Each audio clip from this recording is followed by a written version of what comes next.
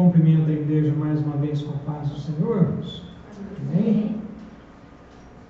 A palavra de Deus registrada em Apocalipse capítulo 1, versículo 9, ela diz assim: Eu, João, irmão vosso e companheiro convosco, na aflição, no reino, na perseverança em Jesus, estava na ilha chamada Patmos por causa da palavra de Deus e do testemunho de Jesus.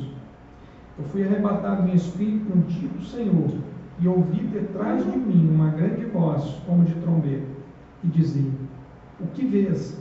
Escreve num livro, envia às 7 igrejas que estão na Ásia, a Éfeso, a Esmirna, a Pérgamo, a Tiatira, a Sardes, a Filadélfia e a Laodiceia.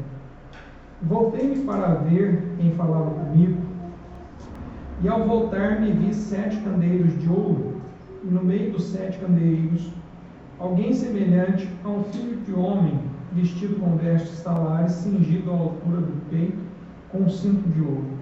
Sua cabeça e seus cabelos eram brancos como lã, brancos como a neve, e os seus olhos como chamas de fogo. Seus pés eram semelhantes a latão reluzente, como que refinado numa fornalha, e a sua voz como a voz de muitas águas. Tinha ele na mão direita 7 estrelas, e da sua boca saía uma afiada espada de 2 gumes. O seu rosto era como o sol, quando resplandece na sua força. Quando o vi, caí a seus pés como morto. Mas ele me pôs sobre mim a sua mão direita, dizendo: Não temas, eu sou o primeiro e o último. Eu sou o que vivo, fui morto, mas estou vivo para todo sempre. E tenho as chaves da morte e do inferno. Escreve, pois, as coisas que tem visto, as que são e as que depois desta hão de acontecer. O mistério das 7 estrelas que viste na minha mão direita e dos 7 candeeiros de ouro é este. As 7 estrelas são os anjos das 7 igrejas, e os 7 candeeiros são as 7 igrejas. Amém, igreja? Glória a Deus. A igreja pode tomar assento. Irmãos, o versículo de número 18, ele diz assim: Eu sou o que vivo, fui morto, mas estou vivo para todo sempre, e tenho as chaves da morte e do inferno. Glória a Deus. Este é o nosso Deus a quem nós servimos, Jesus Cristo, nosso Senhor. Igreja, esse texto, ele fala de autoridade. O nosso Senhor Jesus, ele é a autoridade máxima.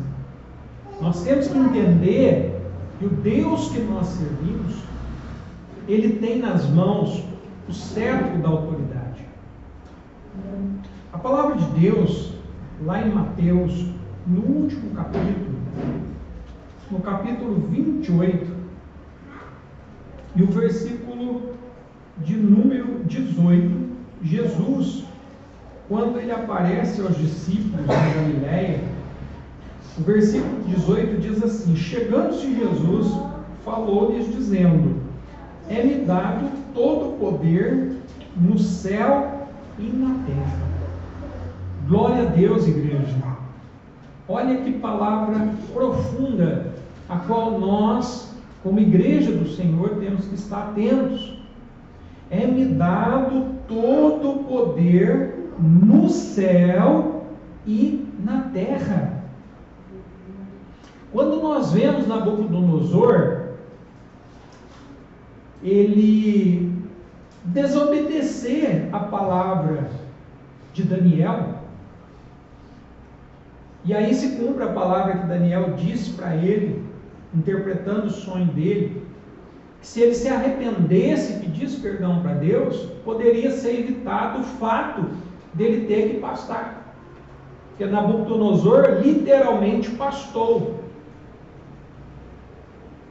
Mas quando volta o entendimento dele, ele reconhece que Deus é autoridade nos céus, e ele fala que também no reino dos homens. Aí ele se prostra, porque Nabucodonosor na época era a maior autoridade, achava que não tinha ninguém acima dele, mas quando ele vê o operar de Deus, ele entende que Deus trabalha nos céus e na terra e a autoridade pertence toda a ele. E Jesus diz aqui: é-me dado todo o poder no céu e na terra. A autoridade de Senhor, a autoridade de Rei. O que é uma autoridade nos nossos dias e no nosso meio hoje? Um presidente da República é uma autoridade, que é chamado por executivo, aonde ele passa a caneta dele ali, tem que se cumprir o que ele fala, a ordenança dele. Um governador do estado é uma autoridade, um prefeito é uma autoridade, um juiz é uma autoridade. E nós vemos quando uma pessoa vai se apresentar diante de uma autoridade, irmãos, ele não vai de qualquer forma, ele não vai de qualquer jeito. Ninguém vai lá no fórum e se apresenta de qualquer maneira. Não, ele vai com respeito à autoridade daquele que foi revestido por uma autoridade, como uma autoridade do Estado. Agora, nós olhando para o nosso Senhor, quanto mais nós, igreja, temos que ser temerosos à autoridade do nosso Senhor Jesus. Nos apresentar a Ele com respeito, com temor e com tremor, porque Ele é a autoridade, porque foi lhe dada toda a autoridade nos céus e na terra. Jesus, irmãos, Ele já governa. A palavra de Deus fala que Ele governa sobre principados e potestades. Nós sabemos que tem espíritos que trabalham nos ares, e a palavra de Deus fala que Ele domina sobre aqueles que são desobedientes, só que Jesus está acima deles. Nós vemos que quando Jesus fazia a obra aqui, os demônios, quando se manifestavam nas pessoas, eles iam e se prostravam diante de Cristo, diante de Jesus, muitas vezes dizendo: nós sabemos que Tu és o Santo de Deus. Outras vezes eles dizem assim: por que vieste nos atormentar antes do tempo? Então, os demônios, eles reconhecem a autoridade de Cristo. Quanto mais nós, igreja, temos que reconhecer. Igreja, Jesus, Ele não só é autoridade, mas também Ele concede autoridade à igreja. Amém? Glória a Deus. Lá em Marcos, também no último versículo, ou melhor, no último capítulo, ele diz, no capítulo 16, ele dá uma ordem aos discípulos, e também essa ordem é para a igreja. Marcos 16, 15. E disse-lhes: ide por todo o mundo e pregai o evangelho a toda criatura. Quem crer e for batizado será salvo, mas quem não crer será condenado. E estes sinais hão de seguir os que creem. Em meu nome expulsarão demônios, falarão novas línguas, pegarão em serpentes. Quando beberem alguma coisa mortífera, ela não lhes fará mal algum. Imporão as mãos sobre os enfermos e os curarão. Glória a Deus. Esta é a autoridade que Cristo Ele dá à igreja. Não foi só naquele tempo. Jesus dá essa autoridade hoje, igreja. Ele é a autoridade e concede autoridade aos dele. Versículo 19 diz: depois de o Senhor lhes ter falado, foi recebido no céu e assentou-se à direita de Deus. Aleluia. Jesus é autoridade. E Ele quer dar autoridade a todos os seus. Falando um pouco mais a respeito de autoridade, como eu disse, nós entendemos que existem as autoridades aqui na terra, e Deus foi quem as instituiu. Isso está em Romanos, capítulo 13. Foi Deus quem instituiu as autoridades e as colocou para uma finalidade, igreja. Deus, Ele é um Deus que, como diz a palavra dele, Deus não é Deus de confusão. Deus, Ele é Deus que coloca as devidas coisas nos seus lugares. Por isso Ele concedeu as autoridades na terra, para que haja equilíbrio, para que haja justiça. E dentro da igreja também, Ele dá autoridade para os dele, para que dentro da igreja haja equilíbrio, que as coisas venham fluir. Capítulo 13 de Romanos, versículo 1 em diante. Toda pessoa esteja sujeita às autoridades superiores, pois não há autoridade que não venha de Deus. As autoridades que há foram ordenadas por Deus. Por isso, quem resiste à autoridade resiste à ordenação de Deus. E os que resistem trarão sobre si mesmo a condenação. Pois os governantes não devem ser temidos pelos que praticam coisas boas, mas pelos que praticam coisas más. Queres não temer a autoridade? Faz o bem e terás louvor dela, pois ela é ministro de Deus para o teu bem. Mas se fizeres o mal, teme, pois não traz a espada sem motivo. Ela é ministro de Deus, agente da ira, para o que pratica o mal.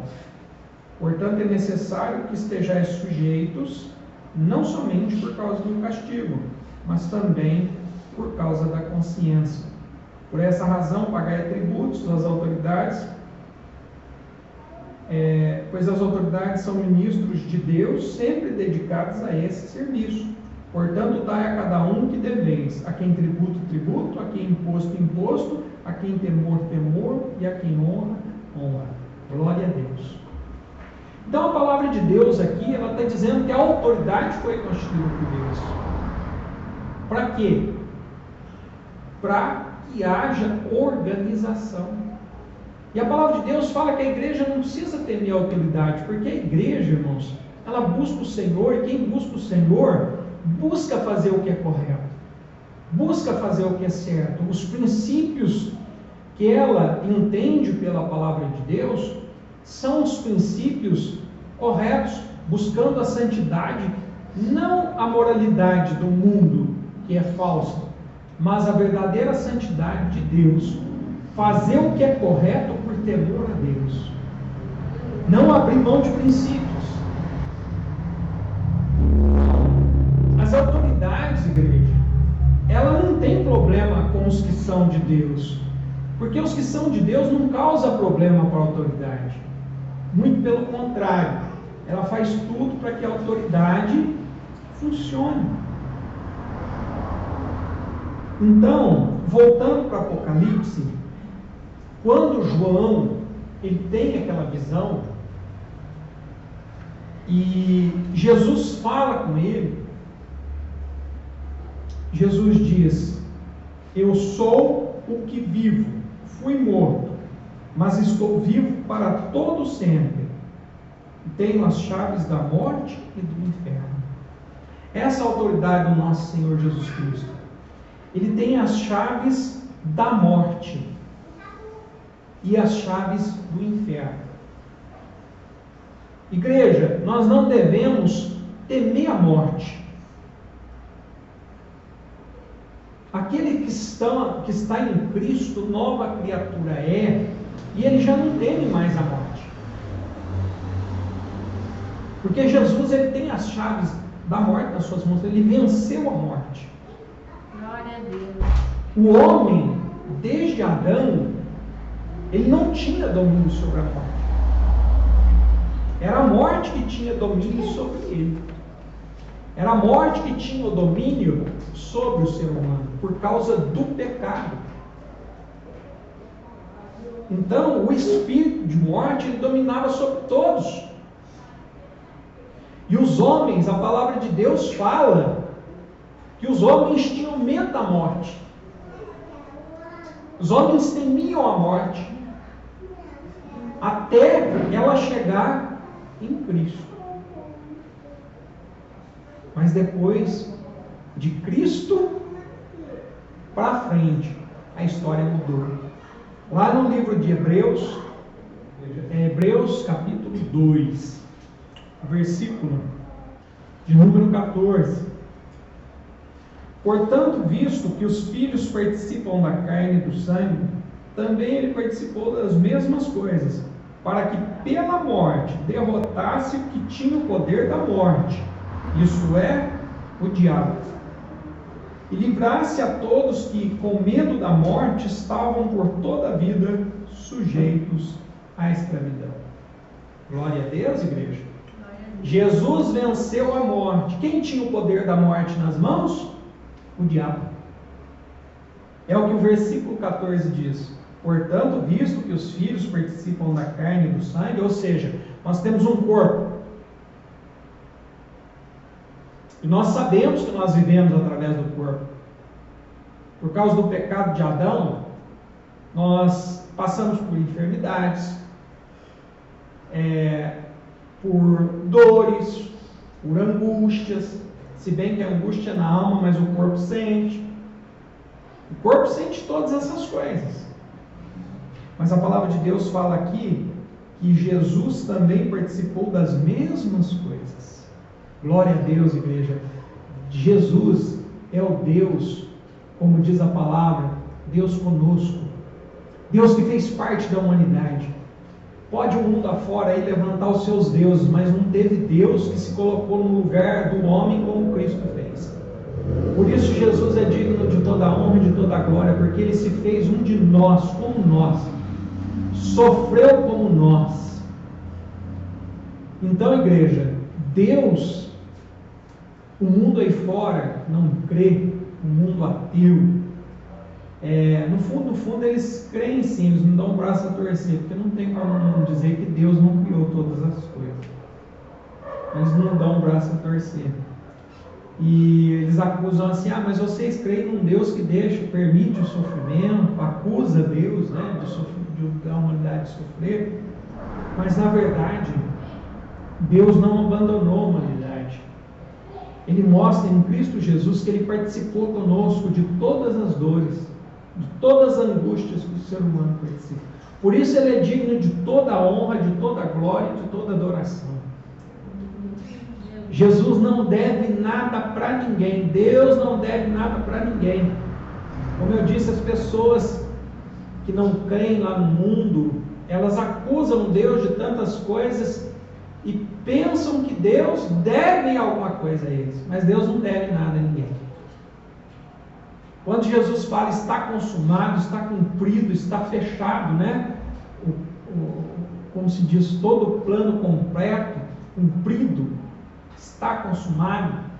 Deus não deixou nada por fazer. Ele fez todas as coisas, desde a criação até a expiação do pecado e a salvação do ser humano. Glória a Deus. Então Cristo, Ele participou das mesmas coisas para que pela morte derrotasse o que tinha o poder da morte. Isto é o diabo. O diabo tinha o poder da morte. Ele sabia que quem tinha pecado, da palavra que foi dada lá no Gênesis, que dizia assim: no dia que você comer do fruto, Adão, você morrerá. E aí Adão desobedece e fica sujeito à morte.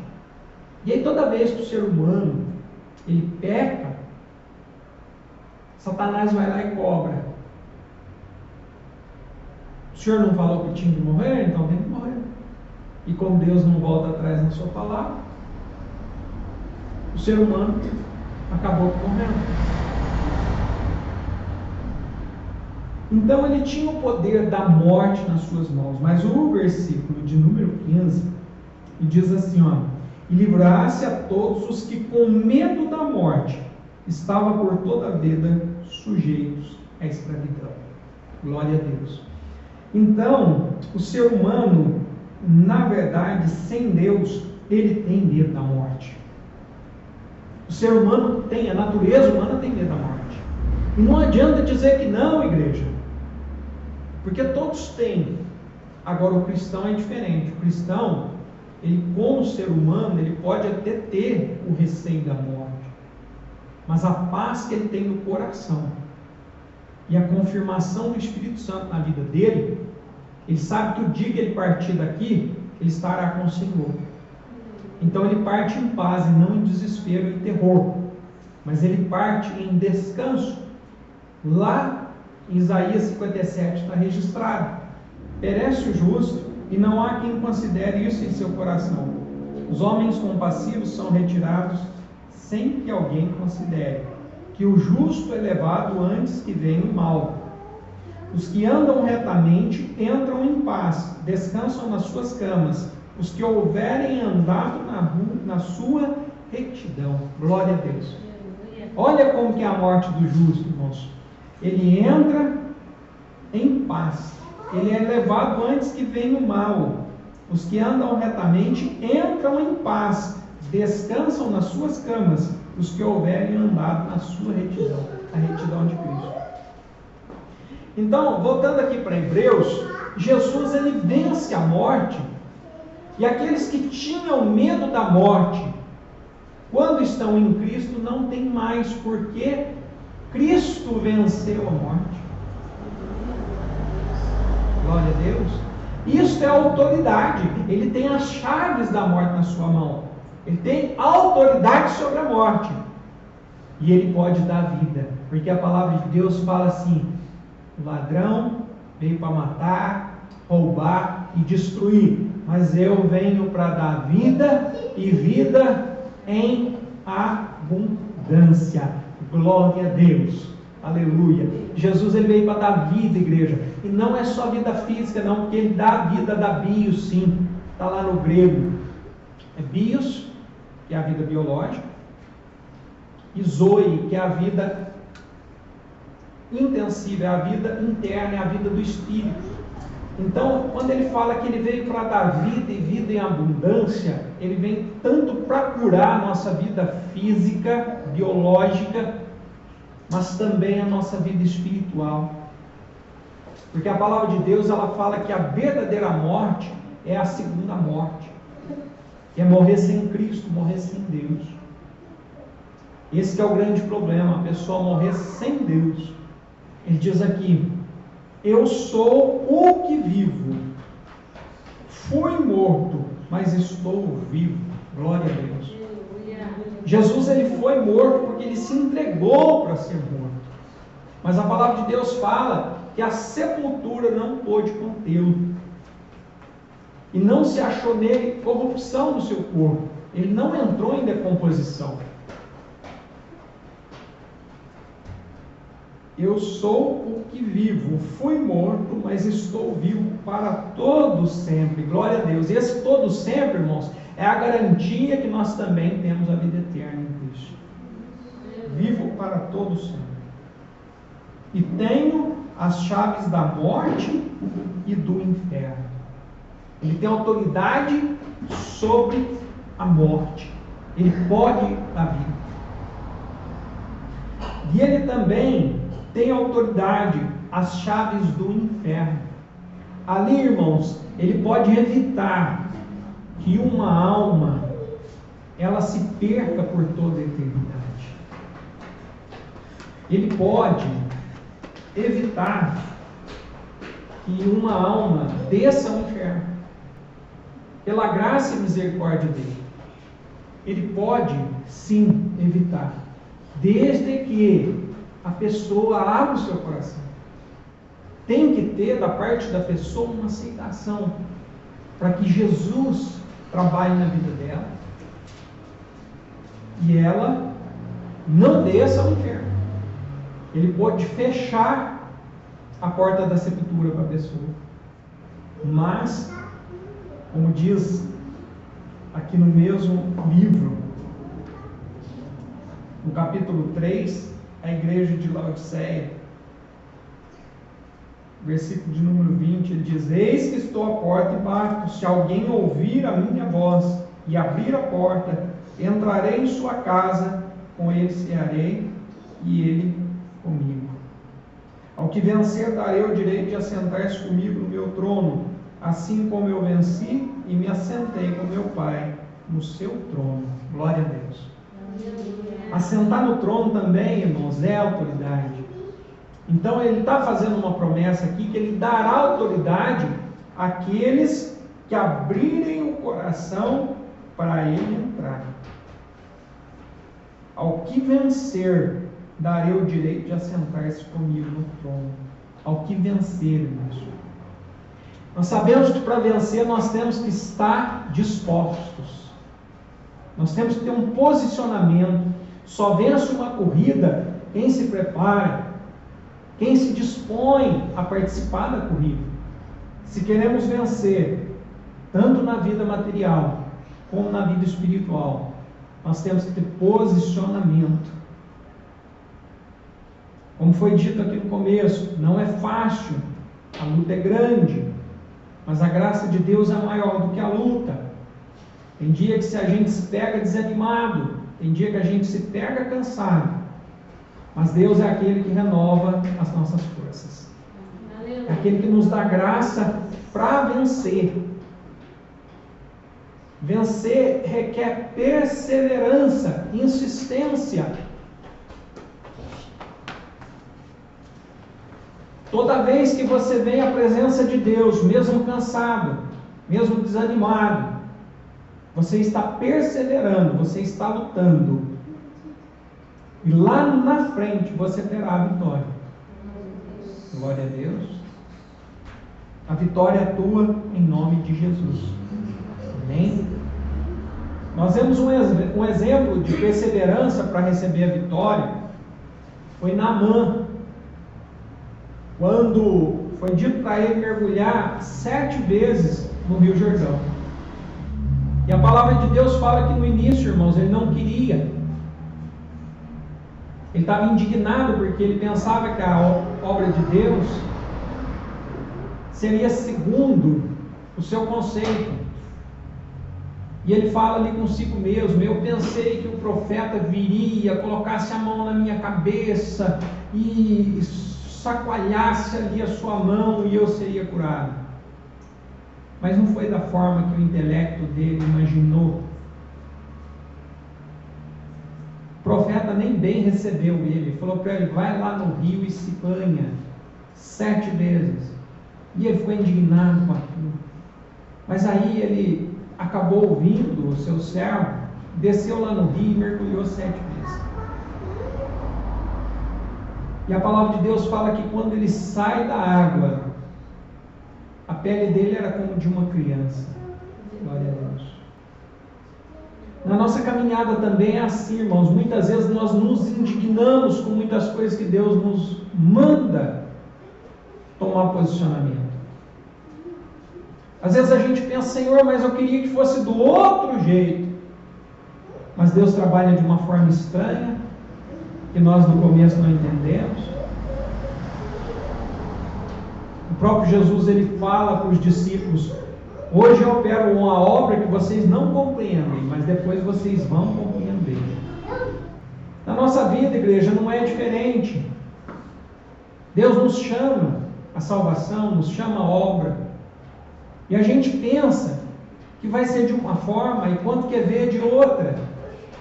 Mas tem uma certeza no teu coração: o Espírito Santo sabe trabalhar na tua vida. O Espírito Santo sabe fazer a obra. O Espírito Santo sabe santificar, tirar aquilo que não é bom e colocar aquilo que é bom. E da forma dele. Isso requer perseverança da nossa parte. Ela requer insistência. Se Naamã mergulhasse uma só, não teria resolvido o problema. Se ele mergulhasse 2, não teria resolvido o problema. Se mergulhasse 3, não teria resolvido o problema, e assim por diante. Se mergulhasse 6, também não teria resolvido. Mas, quando ele dá o 7º mergulho, a obra de Deus é realizada na vida dele. O número 7, irmãos, ela significa perseverança, obra concluída, trabalho terminado.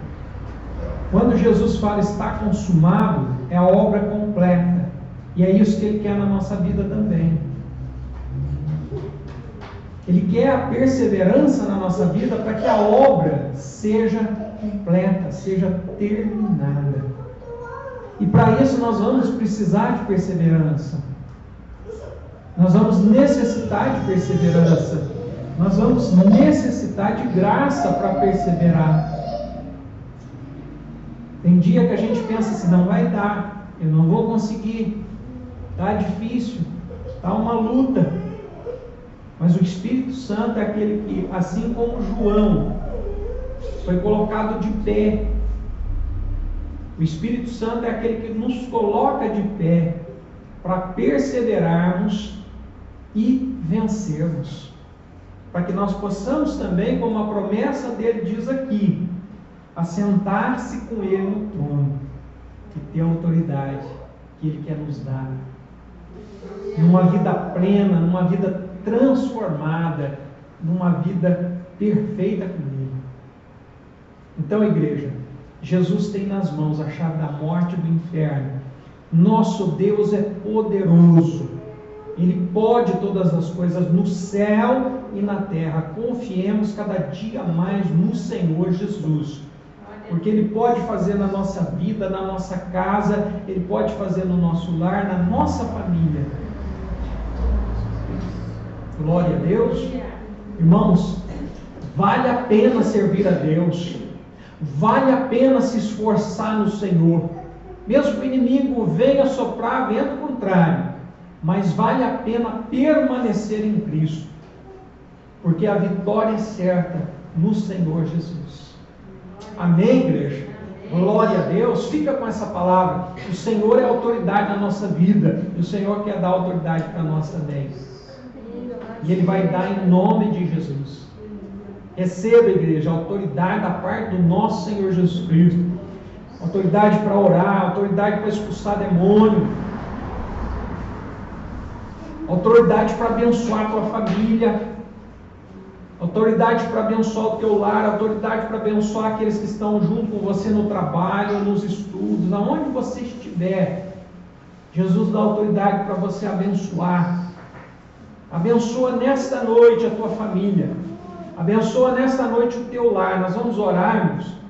Abençoa a tua família, abençoa o teu lar. Em nome de Jesus, e eles serão abençoados, porque Jesus é autoridade no céu, na terra, e Ele te dá autoridade, você estando nele. Amém, igreja? Vamos orar em nome de Jesus. Nós vamos agradecer a Deus por este culto. E em seguida, ora pela tua família, ora pelo teu lar. Com a autoridade que Cristo te dá. Abençoe os teus em nome de Jesus. Abençoe o teu trabalho. Abençoe todos em nome de Jesus. E eles serão abençoados. Pai amado e Deus de misericórdia, no nome de Jesus, nós queremos te agradecer por este culto, ó Pai, na oportunidade nós tivemos, ó Pai, o prazer de ter a comunhão com a igreja, ó Pai, comunhão com o teu Santo Espírito, ó Pai, que nos abençoou desde o começo do culto, tem nos abençoado até agora e sabemos que sairemos daqui abençoados pelo teu Espírito. Obrigado, ó Pai, por esta comunhão, obrigado a Deus por este culto, obrigado pela igreja, Senhor, obrigado pelas bênçãos da tua palavra. Obrigado pela unção, pela capacitação, pela graça, Senhor, de perseverar, ó Pai. Obrigado pelo Teu Espírito nos colocar de pé, pela Tua graça, pela Tua misericórdia. Nós exaltamos o Teu nome, exaltamos o nome de Jesus, ó Deus, porque o Senhor é Deus, o Senhor tem todo o poder no céu e na terra, o Teu Filho também tem todo o poder no céu e na terra, o Teu Espírito tem o poder. Pai, glorificado é o Teu nome. Glorificado é o nome do Senhor Jesus. Pai, e nesta oportunidade, na autoridade do nome de Jesus e da tua palavra e do poder do teu Espírito, nós abençoamos a nossa família, nós abençoamos o nosso lar, nós abençoamos todos que estão à nossa volta, nós abençoamos aqueles que ouvem essa oração na casa deles, Pai. Nós abençoamos todos em nome de Jesus. A tua palavra diz que da nossa boca, Pai, ela não pode sair coisas duas formas, mas de uma forma só. Não pode sair maldição da nossa boca, mas ela tem que sair a bênção. Então nós abençoamos agora, no nome de Jesus, a nossa casa, a nossa família, o nosso lar, Pai, o nosso trabalho. Nós abençoamos agora todos os que estão, Pai, ao nosso redor. Em nome de Jesus, derrama a tua bênção, Pai. Abençoa a nossa saúde, abençoa o nosso ministério, Senhor.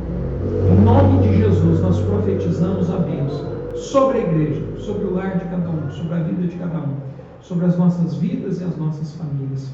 Para a glória do teu nome, Pai. Em nome de Jesus, abençoa, confirma, Pai, a oração da tua igreja. Tua palavra diz que o Senhor ouve a oração dos teus, ó Pai. Então abençoa em nome de Jesus. Na oportunidade nós oramos, ó Pai, por todos os pedidos de oração.